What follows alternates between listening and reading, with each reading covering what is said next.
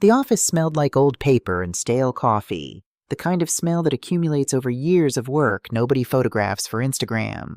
Third floor of a building on Southeast Morrison Street, Portland, Oregon. The kind of building that doesn't have a doorman because the people who use it aren't the kind of people who want to be announced. Eleanor Whitfield sat across from a man she had known for less than 3 weeks, and she held a glass in both hands the way you hold something that has already saved your life.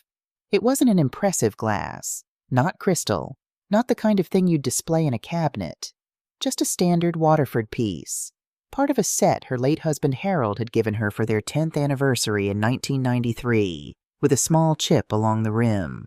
3 millimeters maybe, the kind of thing that most people would never notice. Eleanor had noticed. She set the glass down on Frank Calloway's desk. The sound it made against the old oak was soft but deliberate, the way Eleanor did most things. "My son thinks I'm losing it," she said. Her voice was steady, not the performative steadiness of someone trying to seem calm, the real kind, the kind you earn after 71 years of not having the luxury of falling apart. "He thinks I'm some little old lady who can't keep track of her own affairs anymore." She looked up. Her eyes, gray-blue, sharp as a woman half her age, didn't waver. "He forgot that I built $23 million from scratch. People who do that don't stop paying attention. They can't stop."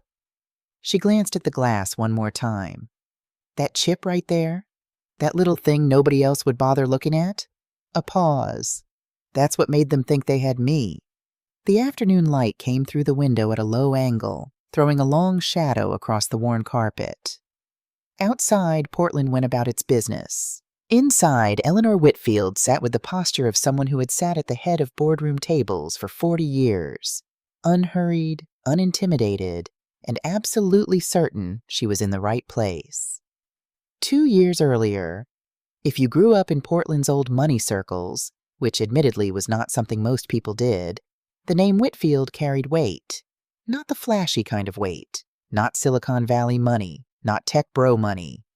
The old-fashioned roll-up-your-sleeves and outwork everyone kind. Eleanor Margaret Whitfield, née Greer, had founded Pacific Cascade Pharmaceutical Distribution in 1987 out of a 2-room office in the Pearl District when the Pearl District was still just a bunch of warehouses nobody wanted. She was 33 years old, had a 7-year-old son named Richard, and a husband named Harold, who was for the 2nd time that year between jobs. Harold Whitfield was a good man. Let that be stated clearly and without qualification. He was kind and steady and deeply in love with Eleanor in the way that only certain quiet men manage to be. Thoroughly, without fanfare, without the need for her to perform gratitude for it. He was just there, the way the ground is there. You don't think about it until you need it. What Harold was not was a businessman. He knew this. Eleanor knew this. In nearly 4 decades of marriage, they had arrived at an unspoken arrangement. Harold handled the home, and Richard and the 10,000 small acts of love that hold a family together. Eleanor handled the money. When Harold died of pancreatic cancer in March of 2019, Eleanor did not shatter. She cried for 3 days, privately, in their bedroom, with the door closed and the curtains drawn. On the 4th day, she came downstairs, made coffee, and called Thomas Hargrove. "I'm going to sell the company," she said. "Eleanor, I know what I just did, Thomas. I also know Harold wouldn't want me sitting here running a company for the next decade, when I could be doing something else with whatever time I've got left. Find me a buyer." 18 months later, Pacific Cascade Pharmaceutical Distribution sold for $23 million. Eleanor retired, moved into the colonial house in Dunthorpe, the one she'd bought herself in 2001 with her own money, overlooking the Willamette River, and began the next chapter of her life. She read the Wall Street Journal every morning before 7. She played chess online at a grandmaster level. She had lunch with Dorothy Sullivan every other Tuesday and dinner with Richard and his wife every other Sunday. It wasn't a small life. It was a chosen life. There's a difference. The colonial house sat behind a row of Douglas firs on a street where the properties were separated by enough distance to give the impression of privacy without the inconvenience of true isolation. 4,000 square feet of white-painted brick, original hardwood floors, a kitchen that Eleanor had renovated twice. Once in 2003 when Richard left for college, and she found herself with both the money and the silence to do it right. And once in 2018 when she decided the countertops were making her tired. In the kitchen, on a shelf above the window above the sink, sat 8 Waterford crystal glasses. 7 of them were perfect, clear and ringed with the subtlest geometric cut pattern, each etched at the base with the initials EW in a font so small you'd need to squint. The 8th had been broken in 2015 when Dorothy, Dot, everyone called her, had called her Dot since 1983, knocked it off the counter while reaching for a dish towel. Eleanor had glued the base back on herself. She never used it for wine anymore. It sat on the shelf like all the others, slightly uneven, slightly imperfect, and entirely irreplaceable. Harold had picked that set out himself. He'd gone to the Waterford store on Northwest 23rd Avenue on a Saturday afternoon and asked the salesperson, who was, by Harold's description, a very patient young man, to help him find something that Eleanor would keep forever. He knew his wife. She was the kind of woman who kept things forever. Dorothy Sullivan had known Eleanor Whitfield since they were both 29 years old, sitting in the same Thursday evening accounting class at Portland State University, trying to catch up on the education they'd each put on hold for different reasons. Eleanor because she'd had a baby young and a husband who needed her. Dorothy because she'd been taking care of her mother. Dot never became a businesswoman. She taught 7th grade English at Lincoln High School for 31 years, lived in the same craftsman house in southeast Portland, drove the same car for 9 years at a stretch, and found a profound and genuine happiness in a life that most people would have described as ordinary. Eleanor respected this about her more than she had ever fully said out loud. "You know what I love about you, Dot?" Eleanor had said once, years ago, over their second glass of Pinot at a wine bar on Northwest 21st. "My sparkling personality?" Dot had replied without looking up from the menu. "You've never once looked at me like I'm a trophy, not even when I sold the company." Dot had put the menu down and looked at her friend with the directness that Eleanor had always relied on. "Ellie, I've been looking at you since we were both broke and exhausted in a fluorescent-lit classroom learning debits and credits. At this point, I'm just glad we both survived." She'd picked the menu back up. "Now, are we doing the charcuterie or not?" That was Dot. That was 40 years of that. Dot had met Brittany Sawyer Whitfield at Richard's wedding in October 2020 at the Cannon Beach Resort Eleanor had rented out for the occasion. She had shaken Brittany's hand, smiled politely, and then, later, alone with Eleanor in the bridal suite bathroom where Eleanor was fixing a loose button on her jacket, she had said, in a voice pitched low enough that it wouldn't carry, "She's very good." Eleanor had looked at her in the mirror. "At what?" "I'm not sure yet, but she's very good at something." Eleanor had looked at her own reflection for a moment. Then she'd said, "Don't ruin my son's wedding, Dot." Wasn't planning to, but neither of them had forgotten that moment. It sat between them for the next 3 years like a seed waiting for rain. Richard Thomas Whitfield was 43 years old when he married Brittany Sawyer, and he had his father's temperament and his mother's jawline. He was gentle, a little shy in social settings, deeply talented at what he did. He was a senior architect at a firm downtown, the kind of professional who got calls at 10 p.m. from clients because nobody else could solve the problem. And he loved his mother with the complete, uncomplicated love that some sons manage to sustain into middle age without making it weird. He was not, however, good at confrontation. This was the thing Eleanor had always worried about. Harold wasn't either. It was the one inheritance from his father she'd have chosen differently if she could. Brittany Sawyer had been a registered nurse at Oregon Health and Science University when she met Richard at a charity gala in 2018. She was 32, wore a simple black dress, and had a way of positioning herself in a room, always near the best light, always near the right people, that looked entirely natural until you noticed it happening. She was not flashy. She was precise. Eleanor remembered the first dinner. She remembered shaking Brittany's hand and thinking, not immediately, It was a slow realization over the course of the meal that something was slightly off. Not wrong, exactly. Not anything she could point to. Just the sensation of sitting across from someone who was performing genuine interest rather than actually having it. Every question Brittany asked was exactly right. Every response was perfectly calibrated. It was the kind of social skill that either comes naturally or has been practiced to the point where the seams no longer show. Eleanor had kept these thoughts entirely to herself because she had also raised Richard, and she knew that telling a man in the early stages of falling in love that you have a feeling about the woman he's falling in love with is roughly as effective as telling someone their new haircut doesn't suit them. You can be right and still lose. Brittany and Richard were married in October 2020.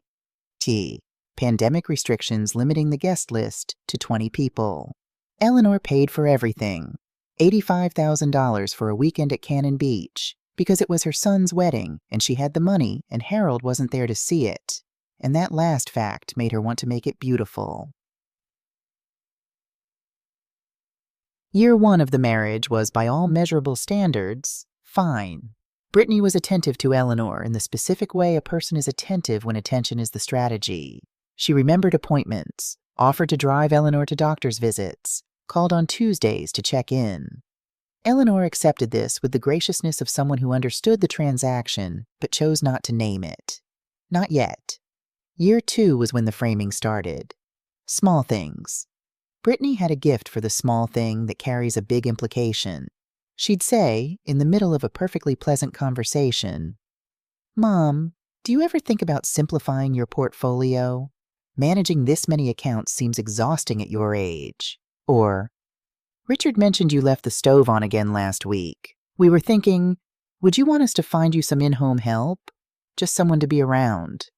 Eleanor had left the stove on once in a year, but again was the word Brittany used. Year 3 was when Richard started to change. He called less. When Eleanor called him, she would sometimes hear Brittany's voice in the background before he picked up, low, close, as if she were already positioned in the conversation. He became vague about money, deflective in a way he'd never been before.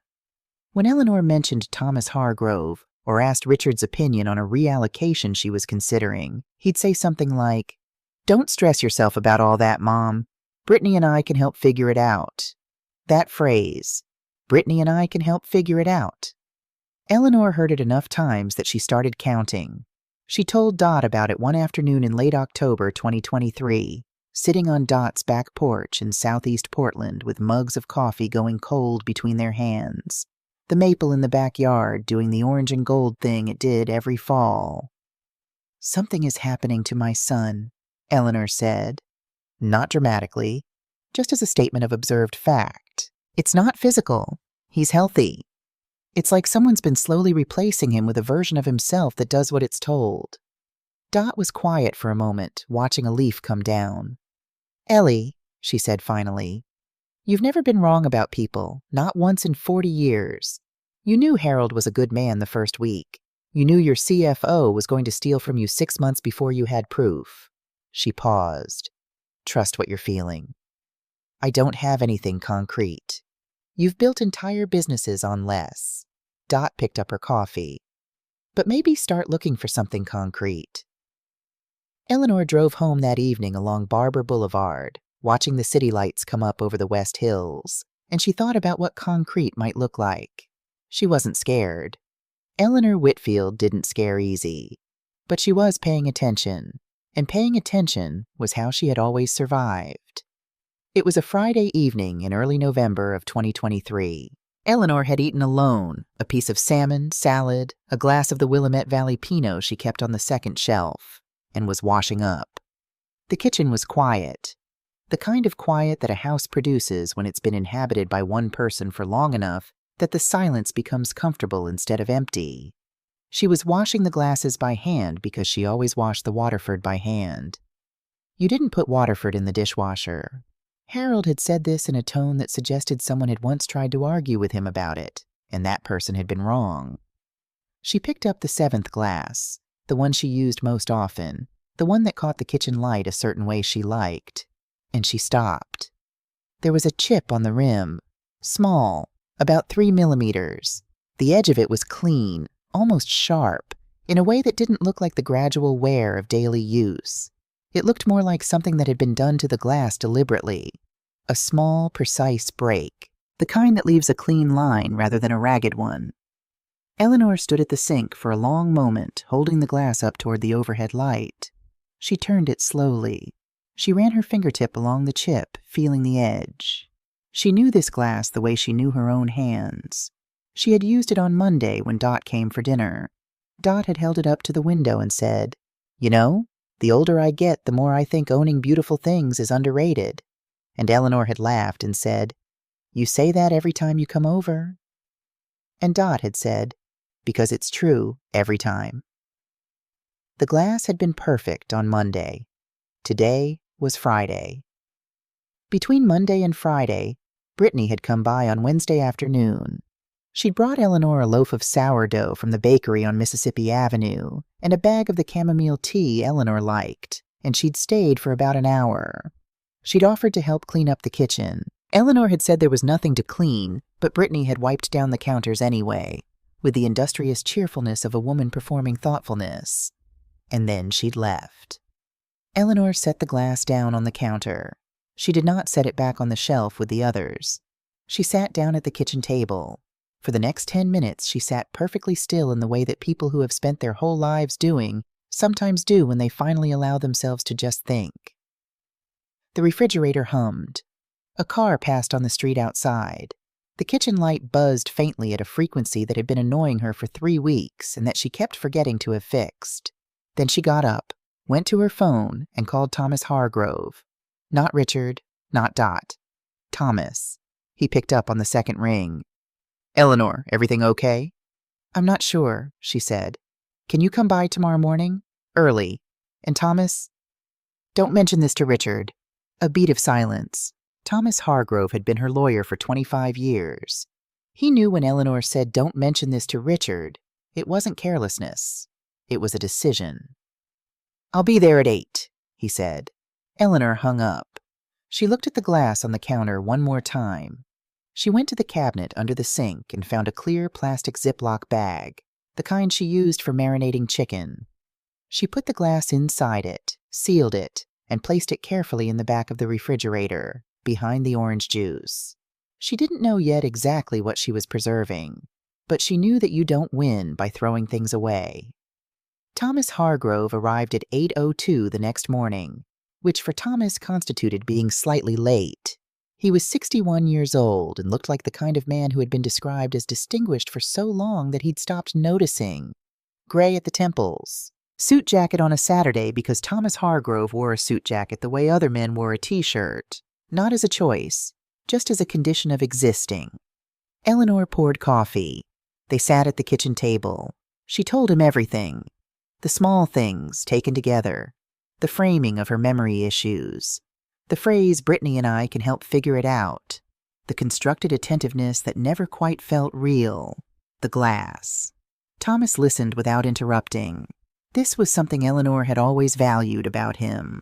He understood that the most useful thing a lawyer can do in the first 10 minutes of a conversation is shut up and collect information. When she finished, he was quiet for a moment, wrapping both hands around his coffee mug. Then he asked, "Has anyone in the family, Richard, Brittany, anyone connected to them, raised the topic of power of attorney in the last year?" Eleanor thought. Brittany mentioned it. Maybe 4 months ago. She framed it as practical, said it would make things simpler if I ever got sick. She paused. I said I'd think about it. Thomas nodded slowly. "And did you know?" he said, choosing his words with the careful precision of a man who spent his career understanding that words have consequences, that 6 days ago, my office received a call from an attorney in Seattle, a man I've never dealt with before, asking general questions about the process for replacing a designated estate manager in Oregon. The kitchen went very quiet. "He didn't give a client name," Thomas continued. "Said it was a hypothetical inquiry, but he asked very specific questions, the kind of specific that hypotheticals don't usually require." Eleanor looked at him across the table. She didn't say, "Oh my God," or "Are you serious," or any of the things a person says when something shocks them. She just looked at him, and in her look was the concentrated focus of a woman who had just heard the thing that confirmed what she already suspected. "What do we do?" she said. Thomas set down his mug. "Before anything else, before you change a single document, talk to Richard, or make any financial moves, we find out exactly what we're dealing with." Quietly. He looked at her steadily. "I know a man. He's a private investigator, former FBI. His name is Frank Calloway, and he's the best I've ever worked with." "Set it up," Eleanor said. Thomas looked at her with the quiet concern of someone who had known her through grief and pressure and 40-year decisions. "Eleanor, how are you holding up?" She stood up and carried her mug to the sink and stood there for a moment looking out the window at the firs along the property line, their tops moving slightly in the November wind. "I'm fine, Thomas," she said, and then quietly, to herself as much as to him, "I just need to know what I'm playing against." She turned off the tap, set the mug in the drying rack, set up the meeting. 3 days after Thomas left her kitchen, Eleanor walked into Frank Calloway's office on Southeast Morrison Street for the first time. The office was the kind of place that made you feel like you were in a movie. Specifically, the kind of movie where nobody ends up entirely okay, but at least the truth comes out. 3rd floor, no elevator. A door with frosted glass that said Calloway Investigations in plain block letters, the kind of font that wasn't trying to impress anyone. Frank Calloway was 53 years old and built like a man who had once been in excellent shape and had since arrived at a comfortable truce with his body. Broad shoulders, gray threading through dark hair he kept short. Brown eyes that sat very still when he looked at you. Not in an unsettling way, but in the way of someone who understood that the most information comes in the half-second before the other person decides what face to make. He had spent 12 years as a special agent with the FBI's Financial Crimes Division before he left, quietly, without drama, for reasons he didn't volunteer and Eleanor didn't ask about. Not yet. He shook Eleanor's hand when Thomas introduced them. Firm, brief. He gestured to the chair across from his desk and sat down himself and waited. Eleanor talked for 22 minutes. Frank didn't take notes. He didn't nod along or make encouraging sounds. He just listened, his hands folded on the desk, his eyes on her face. When she finished, he asked 3 questions. "Kevin Sawyer, Brittany's brother, what exactly does he do in Seattle?" Richard said he's an independent financial advisor, manages private investment portfolios. "Before OHSU, where did Brittany work?" "I don't know. Providence, maybe? She mentioned it once." "Does your current will contain a clause addressing incapacity, specifically what happens to your estate decisions if you're legally declared unable to manage your own affairs?" Eleanor paused. "It references a guardianship process. Thomas structured it so any such declaration would require 2 independent medical evaluations and a court review." Frank nodded once. Then he said, "The standard play in a situation like this goes like this. First, you build a paper trail suggesting the person is losing their mind. Then you get yourself the legal authority to make decisions on their behalf. Then you move the money before anyone outside the immediate circle notices it's gone. 3 steps, and by the time step 3 happens, it's almost impossible to prove step 1 was deliberate." He said this the way someone describes the weather, observationally, without heat. "You think that's what's happening?" Eleanor said. It wasn't a question. "I think you're not the kind of woman who walks into an office like this over a chipped glass," Frank said. "So yeah, I think something's happening." He unfolded his hands and picked up a pen, not to write, just to hold. "Give me 2 weeks. Don't change anything. Don't mention this to Richard or Brittany. Don't update any documents. Act like nothing has shifted." "I've been doing that for 3 years," Eleanor said evenly. Something almost like a smile crossed Frank's face. Almost. "Then you're already good at it," he said. Kevin Sawyer, it turned out, was not simply an independent financial advisor in Seattle. He was a man with a very specific history that a standard internet search would never surface, but that 12 years in federal financial crimes had taught Frank exactly how to find. In 2019, Kevin had been the subject of a FINRA investigation, the regulatory body that oversees financial brokers and their conduct. The investigation concerned allegations of unauthorized trading in 3 client accounts, which in plain English meant Kevin had been moving other people's money without their knowledge or consent. The case was settled privately. No public record, no criminal charges. Kevin paid a fine, gave up his broker registration, and quietly repositioned himself as an independent consultant, which, in the financial world, is what you call yourself when you can't call yourself anything else. Kevin currently owed $340,000 to 2 private creditors in Washington state. The debt was due in full by June 2024. 8 months away, Frank called Eleanor that Wednesday evening. "Your brother-in-law is underwater," he said. "Badly, and the clock is ticking." "How bad?" "Bad enough that $23 million isn't a windfall to him. It's a lifeline." Eleanor was quiet on the other end of the line. Frank could hear the particular quality of that silence. Not shock, not fear, calculation. "What about Brittany?" she said. "Still working on it. Give me a few more days."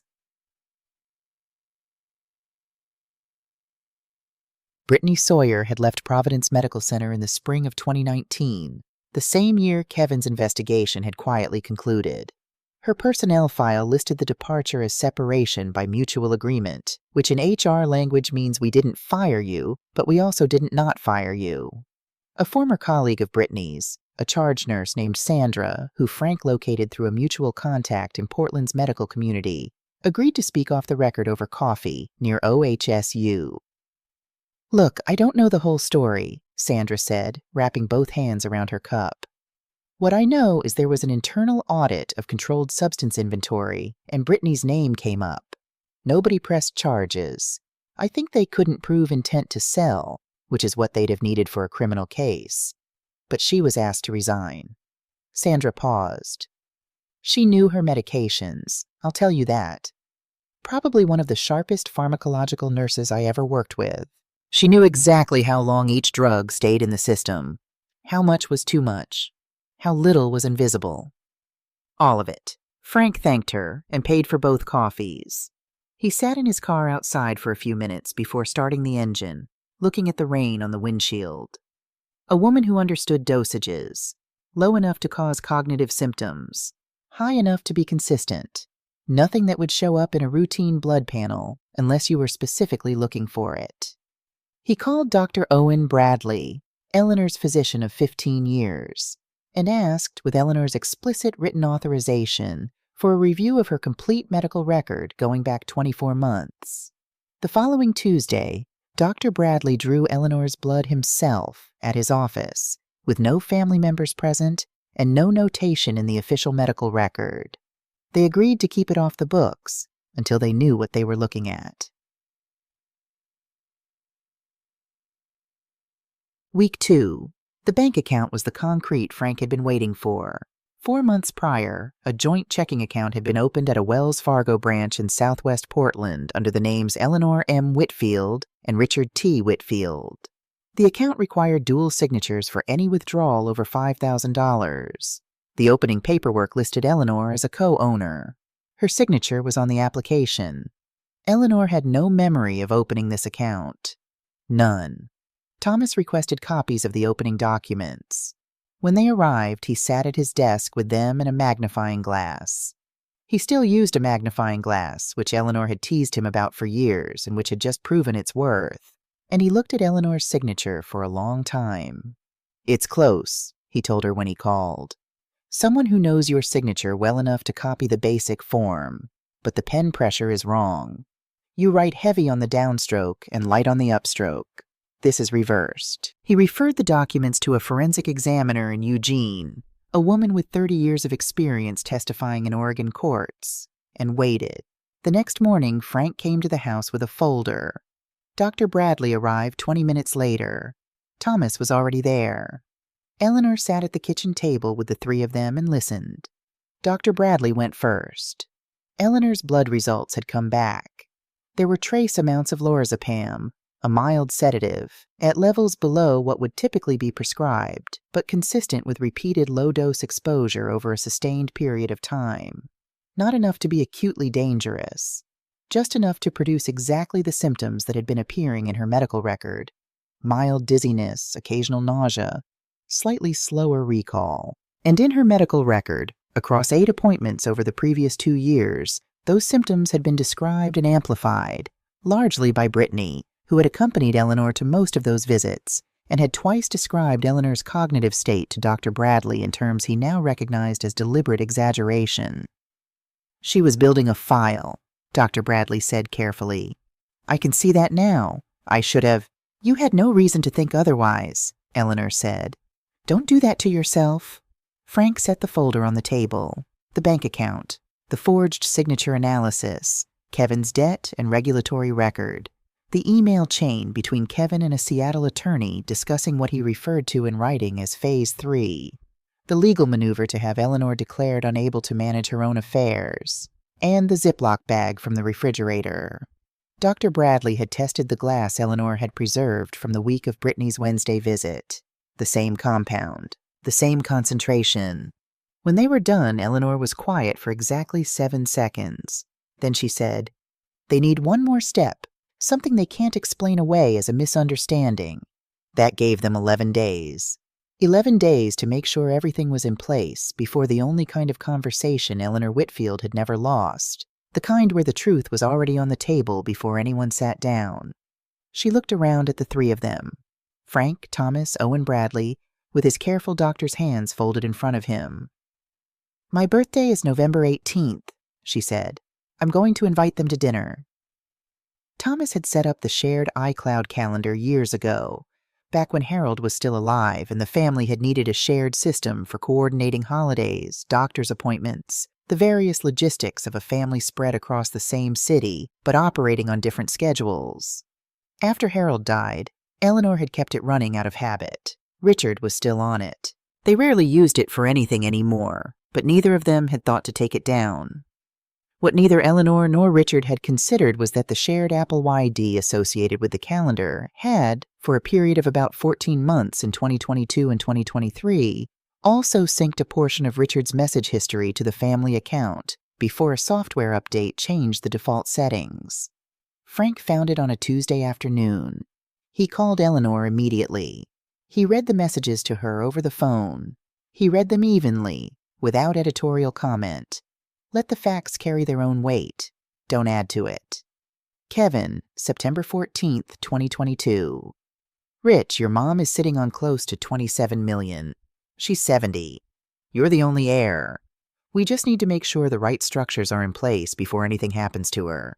This isn't about being cold. It's about being smart." Richard, September 15th. "I don't want to talk about this." Kevin, September 15th. "You don't have to do anything. Just don't get in the way. Let Britt handle the relationship stuff with your mom. Let me handle the financial side. You just live your life. Richard." Read 11:47 a.m. No reply. Richard had read the message and said nothing. Frank finished reading. The line was very quiet. "Eleanor," he said carefully. "You still with me?" "Yes," she said. "I'm sorry." "Don't be." A pause. The specific quality of someone deciding something, not someone falling apart. "How long have you had this?" "Got it this afternoon." "Okay, keep going. Don't stop." She hung up. She didn't call Dot that evening. She didn't call Thomas. She sat in the living room of the colonial house with the lights off for about 40 minutes, long enough that the motion sensor lamp on the porch clicked on and off twice as a cat moved through the front yard. And she sat with the terrible, specific weight of it. Richard hadn't orchestrated anything. She was certain of that. But he had been told. He had been given a moment to say no, "You stay the hell away from my mother." And instead he had read the message, set down his phone, and gone back to his life. She had always known Richard wasn't Harold. Harold would have called her that same night, already furious on her behalf. But Harold was gone, and Richard was Richard, gentle, conflict-averse, easy to steer. She had loved him for those qualities his entire life. She was learning tonight what the shadow side of those qualities looked like. She sat with it until it didn't hurt quite as much as it had. Then she got up, turned on the lights, went to the kitchen and made herself a cup of tea. The glass was still in the refrigerator, in the Ziploc bag, behind the orange juice. Evidence now. She opened the door, looked at it for a moment, and closed it again. Patience, she thought. Not yet. Eleanor spent the days before November 18th the way she had always prepared for important meetings, methodically, without visible anxiety, attending to every detail that other people would consider too small to bother with. She called Richard on a Monday, kept it casual, warm, the way she always called. I'm thinking of doing a little birthday dinner at the house Saturday. Nothing big, just you two, Dot, Owen and Carol Bradley, Thomas, maybe Mrs. Patterson from next door. A pause, just long enough to be natural. Oh, and I finally decided you were right about the power of attorney thing. Thomas already drafted the paperwork. We can take care of it after dinner if you want. Get it out of the way before the end of the year. Richard was quiet for one beat too long. Yeah, he said. Yeah, Mom, that's great. We'll be there. After she hung up, she sat for a moment with the phone in her hand. There it is, she thought.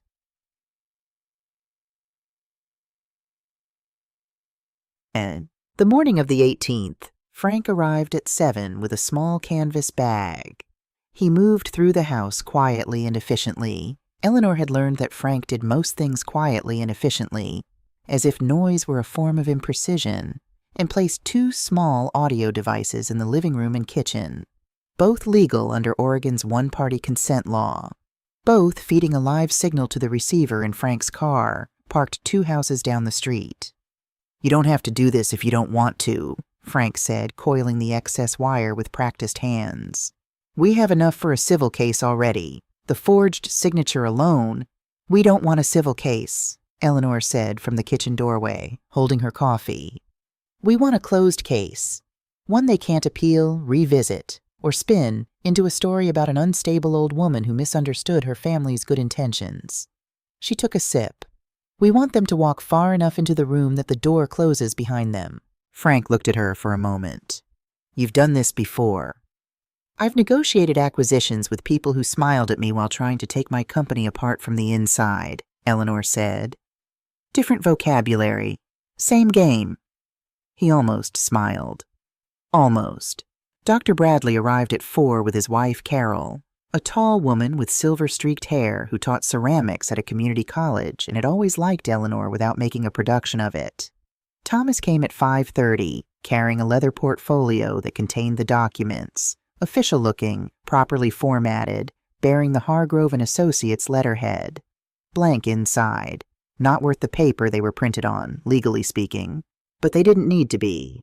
Dot arrived at 5:45 in the peacock blue blouse she wore when she wanted to feel armored. She hugged Eleanor in the front hallway for slightly longer than usual and didn't say anything because she didn't need to. Richard and Brittany arrived at 6 on the dot. Brittany wore a camel-colored wrap dress, hair blown out, carrying a bottle of Willamette Valley Pinot, Eleanor's preference, and a small arrangement of white ranunculus. Happy birthday, Mom, she said, leaning in for a hug, and her voice was warm, and her arms were the right amount of firm. And if Eleanor hadn't spent 3 years cataloging every degree of difference between Brittany's performed warmth and the real thing, she might have believed it entirely. Thank you, sweetheart, Eleanor said, and her voice was warm too. The house smelled like the lamb she'd been slow roasting since noon. The Waterford glasses were set out on the sideboard, all 8, including the glued one, because Eleanor had decided that tonight everything should be exactly as it always was. Dinner was good. That was the strange thing about the evening. It was genuinely good. The food was right. The conversation moved. The way conversation moves when people who know each other well fall into the comfortable rhythms of shared references and old jokes. Mrs. Patterson from next door talked for 11 minutes about her hydrangeas. Thomas and Owen got into a mild disagreement about a blazers trade that nobody else cared about, but which both of them clearly found deeply important. Dot told a story about a former student that made Richard laugh so hard he had to put his fork down. Brittany was attentive and warm and perfectly calibrated throughout. At 7:15, Eleanor said she was going to check on the dessert and asked Brittany if she'd mind helping carry the coffee service through from the kitchen. Frank, 2 houses down, sat up straighter. In the kitchen, Brittany moved toward the sideboard where the glasses were lined up. Eleanor went to the refrigerator, making enough noise opening it that it covered the 7 seconds. Frank timed it later from the recording, during which Brittany's back was turned to the doorway and her hands were near the glasses. Eleanor did not watch her directly. She watched her in the reflection of the dark window above the sink. She saw Brittany's right hand move to the 3rd glass from the left, the one Eleanor used most often, the position Brittany had observed over 100 dinners. She saw the small, practiced motion, the thing that was over before it began.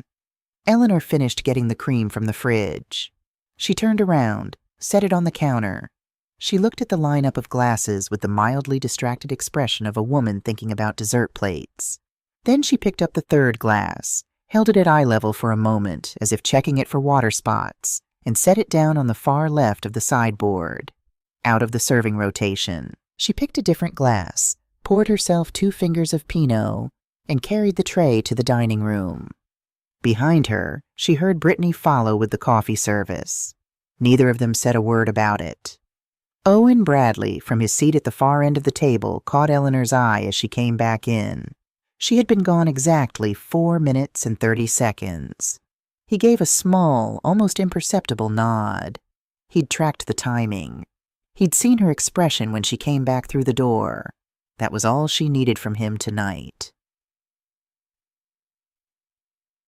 At 8:30, when the plates were cleared and the conversation had softened into the comfortable low murmur of people who'd eaten well and drunk moderately, Eleanor set down her coffee cup and said with the practiced casualness of someone who had been preparing this exact sentence for 6 days, "You know, I've been thinking about what we talked about. The power of attorney. I figured everyone's here. Thomas has the paperwork." She shrugged, the gesture of a woman unburdened rather than strategic. Why not just get it done tonight? The room shifted. Not visibly. Nobody moved. Nobody said anything wrong. But Frank, in his car, heard it in the audio. A half-second of silence that was 1 beat too long before Brittany said smoothly, "That's a great idea, Mom. No reason to keep putting it off." Richard said nothing. Thomas opened his portfolio. Wells Fargo, Southwest Portland, 10 a.m. Patricia Moss, branch manager, sensible pantsuit, 22 years at this location, had rearranged her Saturday morning without complaint when Thomas called. She showed them to the conference room herself, brought water, and closed the door behind her with the quiet efficiency of someone who understood that what was about to happen in this room was not her business to understand, only to facilitate. Eleanor, Richard, Brittany, Thomas. 4 chairs around a small table, the leather portfolio open between them. A pen. Thomas went through the documents with his usual thoroughness. Scope of authority, triggering conditions, revocation process. Brittany asked the right questions at the right moments, engaged and careful, her pen clicking softly as she made small notations in the margins of her copy. Eleanor watched Richard. He sat with his hands on the table, and he was very still. Not the stillness of someone comfortable, the stillness of someone who had decided to get through something. Eleanor let Thomas finish. Let the room settle into the moment before the signature. Let everything be exactly as Brittany believed it was. Then she picked up the pen, held it over the first signature line, and said, "Richard." He looked up. "September 2022. Kevin texted you." Her voice was even, entirely conversational. "Do you remember what you did after you read it?" The color left Richard's face slowly, like something draining away.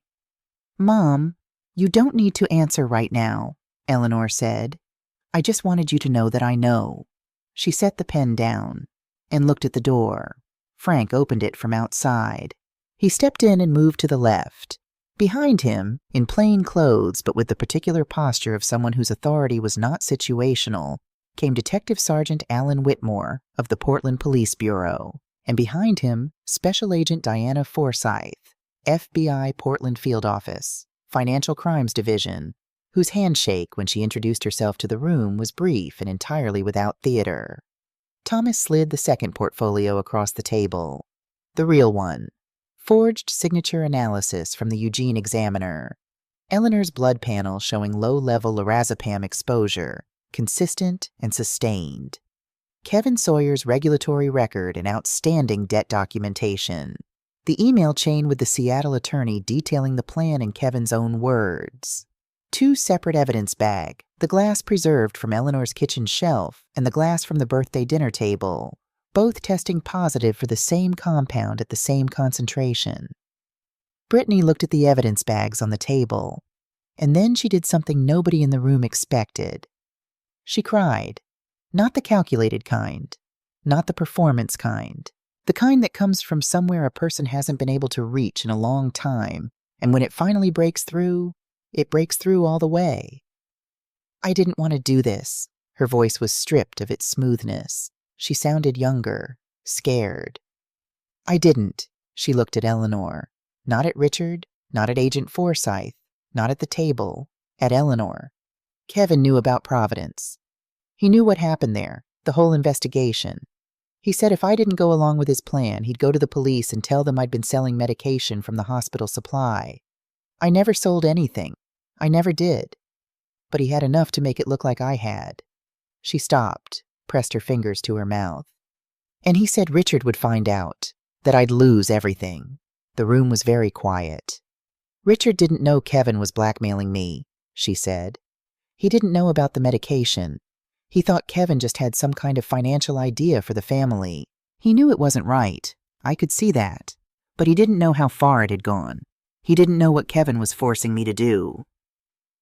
Richard, beside her, looked like a man reading something that was rewriting the last 3 years of his life in real time. Brittany, he started. I'm sorry, she said, and she was looking at Eleanor when she said it. I know that doesn't fix anything. I know it doesn't come close. But I am so sorry. Eleanor looked at her for a long time. The room waited. I know, Eleanor said finally. Quiet. Not forgiving, not condemning, just I know. Agent Forsyth placed one more document on the table.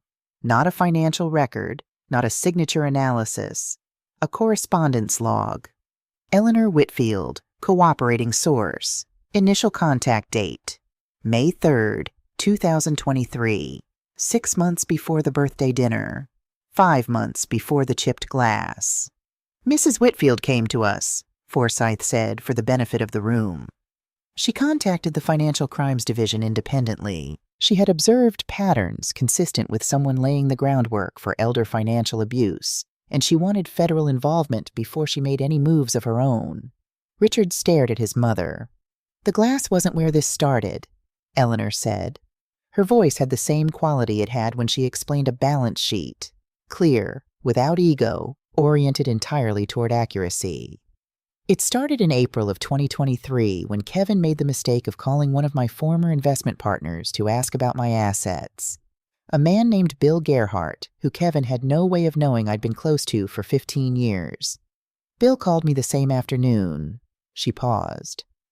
I contacted the FBI the following week.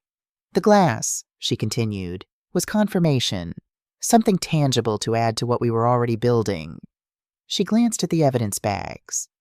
Frank, I'd actually found Frank before Thomas introduced him. I needed someone I could trust completely. Harold had trusted Frank's father completely for 30 years until they lost touch over a misunderstanding neither of them ever fully got over. A beat. I knew that the son of the man Harold never stopped regretting losing wouldn't let me down. Frank, standing by the door, said nothing, but something shifted in his expression. Small, controlled, and entirely real. Richard looked at his mother the way you look at someone you have known your whole life and are suddenly, fully, meeting for the first time. Mom, he said. We'll talk, she said simply. Not now, but we will. Kevin Sawyer was arrested at Seattle-Tacoma International Airport at 11:47 that same morning. He was boarding a flight to Denver with a carry-on bag and a one-way ticket and a story that was already falling apart before the gate agent finished her announcement. 3 days later, Richard came to the Colonial House alone. He sat in his father's chair, the high-backed one by the window that Harold had claimed in 1998 and nobody had ever reassigned, not even after he died. And he looked at his hands the way men look at their hands when they don't know where else to put their eyes. "I should have called you the night Kevin texted me," he said. "I knew it. I knew it right away, and I told myself it would go nowhere. That if I ignored it, it wouldn't become real." Eleanor sat across from him with her coffee. "I know," she said. "That's not good enough." "No," she agreed. "It's not, but it's what happened, and we have to start from where things actually are, not where we wish they'd been." She looked at her son, really looked at him, the way she had when he was 7 and came home from school having done something he wasn't proud of and didn't know how to say. "Your father wasn't a fighter either, but he was always honest with me eventually. That's what I need from you. That's all I've ever needed." Richard was quiet for a moment. Then he said, "I want you to know. I didn't know about the medication. I didn't know what Kevin was doing to Brittany. I knew he had some kind of financial scheme and I looked the other way, and that's bad enough. But I swear to God I didn't know the rest of it." "I know," Eleanor said. And she meant it. He nodded, jaw tight, eyes wet. "Don't disappear on me," Eleanor said. "That's the only thing I'm asking." He looked up. "I won't," he said. And he meant that, too. 6 months later, spring 2024, Oregon Spring. The firs along the property line had new growth on them, bright green at the tips. The Willamette was running high from the snow melt. Eleanor drank her coffee on the back porch before 7, as she always did. She had restructured the estate documents with Thomas, not out of fear, but out of clarity. A portion of the assets moved immediately into a charitable trust under Eleanor's sole management. The remainder set into a structure that Thomas described as, in his measured way, about as airtight as these things get. Richard and Brittany were in couples therapy. Whether the marriage would survive was not Eleanor's business to predict. She didn't involve herself except to make clear, once, to Richard that whatever he decided, she would support him. That was enough. Brittany's cooperation with federal prosecutors had been comprehensive and without reservation. The charges against her were dropped. Kevin Sawyer's preliminary hearing was scheduled for August of that year. His attorney had already indicated they would be seeking a plea deal. Nobody who had read the evidence was surprised. Dot came on Tuesdays. They drank coffee and talked about everything and nothing, the way they had for 40 years, on porches and in kitchens and over restaurant tables and through every version of their lives that time had brought them to. Frank stopped by occasionally, not on any schedule. He'd knock, Eleanor would make coffee, and they'd sit at the kitchen table and sometimes she'd tell him something about Harold, a specific memory, a particular story, and Frank would listen with the same absolute attention he gave everything else. And she could see in him something that looked like a debt being slowly, quietly repaid. One that he hadn't known he owed until he had the chance to pay it.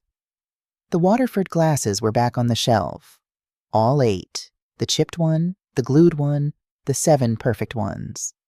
Eleanor stood at the kitchen sink one morning in May, washing them by hand the way she always had, and she held the 7th glass up to the window and looked through it at the garden coming back to life outside. Harold, she thought, you always did know the right people. She set the glass in the rack. She'd told Frank once, in his office in that first real conversation after everything had concluded, something that he wrote down afterward because it was the kind of thing that deserved to be written down.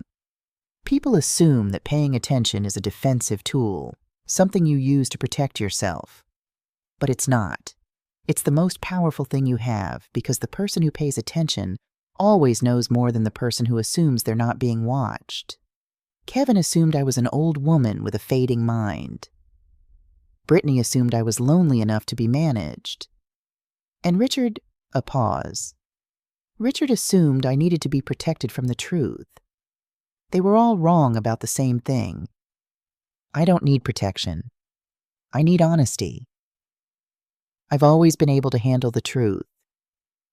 It's the people who couldn't tell it to me that were the problem." She had picked up her glass of water, set it back down. "The glass didn't save me. I saved me. The glass just reminded me that I still could." Outside, the Willamette moved south, the way it always had, unhurried, indifferent, and entirely certain of where it was going. Eleanor rinsed the last glass, dried her hands, made another cup of coffee.